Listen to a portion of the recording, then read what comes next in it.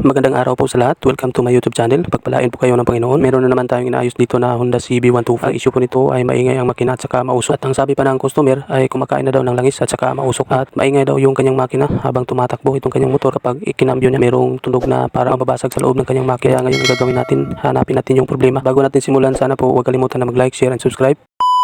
At ito na, binuksan ko na yung kanyang side case at nakita ko na ito pala yung problema. Maluwag na yung kanyang radial ball bearing or transmission bearing. Itong dito sa shafting ng kanyang main shaft na bearing dito banda sa kanyang clutch housing. Kaya ngayon simulan na natin. Kailangan natin itong i-overhaul. Tanggalin ko lang muna itong kanyang starter assembly. At ayan, natanggal ko na yung dalawang tornilyo dito sa kanyang starter. Hugutin ko na to. Tapos itong kanyang drive gear at saka yung kanyang kunya at saka yung kanyang washer. Tanggalin ko lang tong makapal na washer dito sa likuran ng kanyang drive gear. Tapos dito naman sa kabila, tanggalin ko lang itong kanyang flywheel gamit itong ating magneto puller o flywheel puller.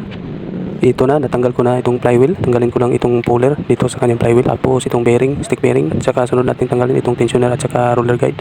Ngayon, tanggalin ko lang itong tornilyo dito gamit ating cordless impact. Tapos ito ring starter idle gear, tanggalin ko lang to. At saka itong timing chain ko lang rin ito. Ngayon, tanggalin ko lang itong kanyang engine support. Itong dalawang engine support na natira.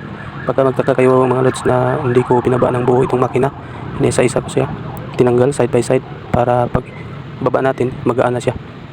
Ganito yung technique ko kapag nag-overhaul ako para hindi siya mabigat kapag ibinaba natin yung makina, magaan lang siya. Tingnan nyo mga lods, mga amigo, ayan, magaan na siya, hindi na siya mabigat, kayang-kaya na nating buhatin gamit ng isang kamay. At ngayon mga lods, biyakin na natin itong makina gamit ang maso at saka martilyo. Ay hindi pala mga lods, biro lang yun. Gagamitin natin yung cordless impact at saka yung 8mm na socket wrench at saka 10mm na socket wrench.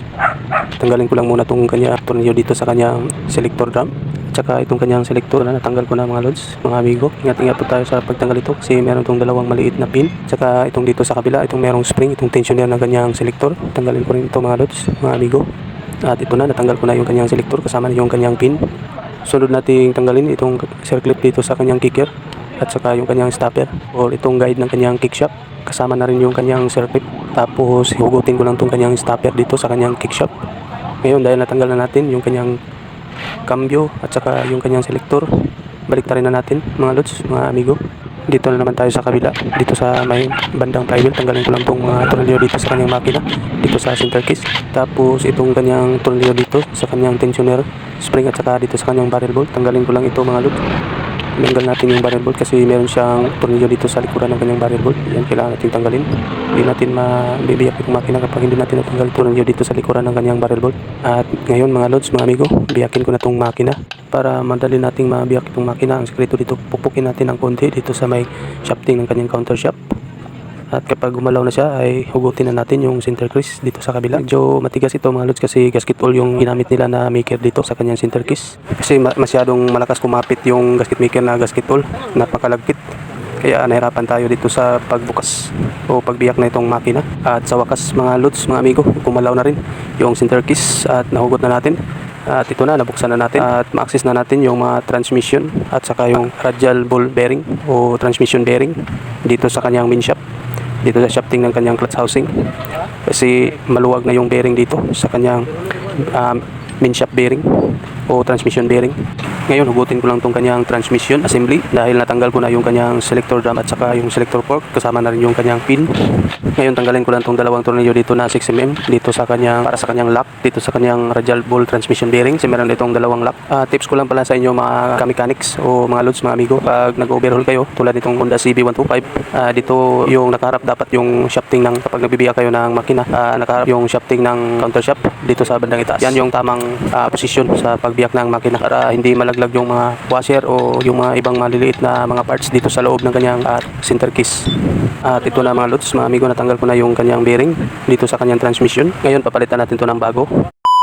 At ito na yung bagong radial ball bearing o transmission bearing. Genuine yung pinabili ko sa customer, itong may-ari nitong motor, para wala tayong back job kasi mahirap na at saka napaka-delikado kapag na back job to at madadagdagan yung trabaho natin at masisira yung tiwala ng customer. Kaya hindi ako gumamit ng mumurahing bearing kapag dito sa loob ng makina. Honda genuine talaga yung pinabili ko sa customer. Doon ko siya pinabili sa Honda Center. Kaya ngayon ikakabit ko lang to mga lods kasi mahirap nang maback job, napakaraming tanggalin. Pus kakapagod kasi wala ng labor at sayang naman yung panahon o oras na sana na sa bagong customer o bagong gagawin natin na may labor.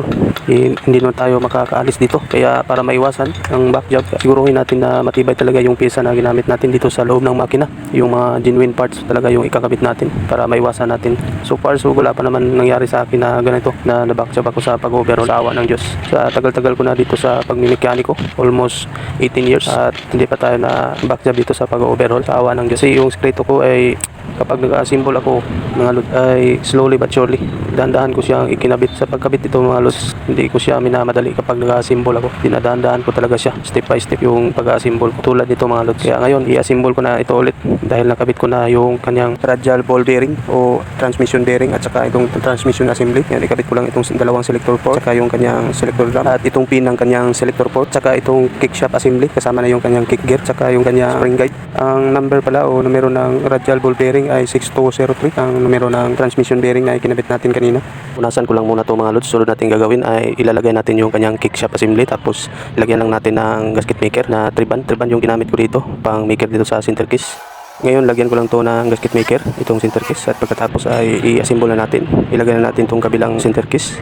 At kapag nag-assemble tayo mga lods, pinaka-importante talaga na matingnan natin yung pin dowel. Sigurado tayo na maikabit natin yung dalawang pin dowel dito sa kanyang center case. Kailangan tingnan natin ng mabuti para hindi malaglag yung pin dowel.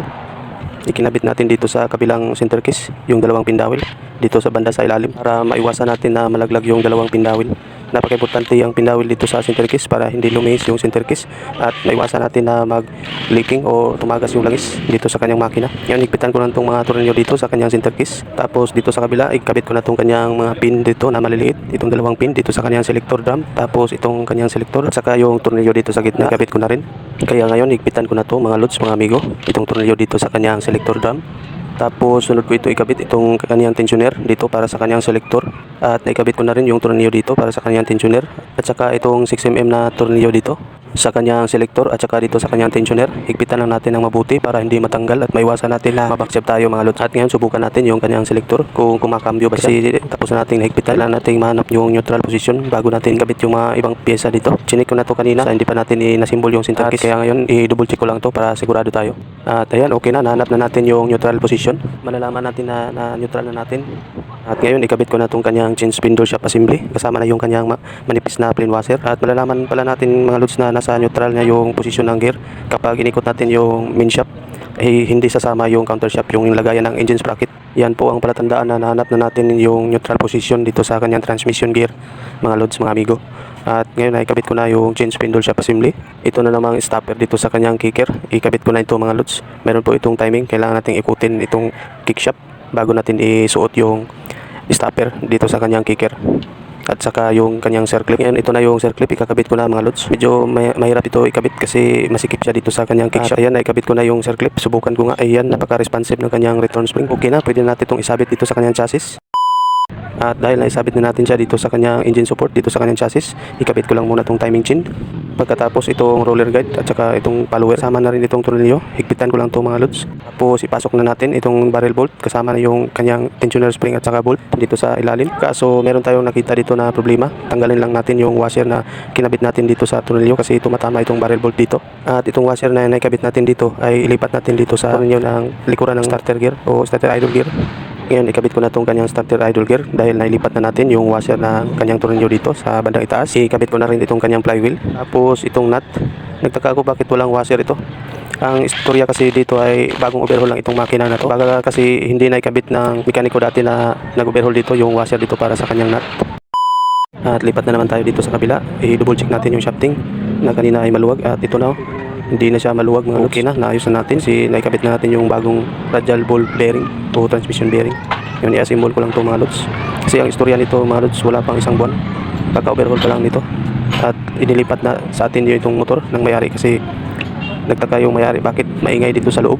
Bagong overhaul pa naman, bago pa lang yung kanyang side bearing at saka yung kanyang connecting rod. Kaya nung tinanggal natin, nakita natin yung problema ay hindi pala nakita ng mekaniko dati na umayos dito na nasira yung radial ball bearing o transmission bearing dito sa likuran ng kanyang clutch housing. Kaya napag-isip ng customer na lumipat dito sa atin kasi meron siyang kaibigan na nagsabi na dito daw sa Motornet dadalhin. Kaya first time na customer natin ito, ngayon pa lang siya nagpaayos sa akin. Kaya kailangan natin pagbutihin yung trabaho natin. At ito na, naikabit ko na yung clutch housing at saka yung kanyang oil pump. Kabit ko lang itong kanyang bearing dito sa kanyang clutch housing.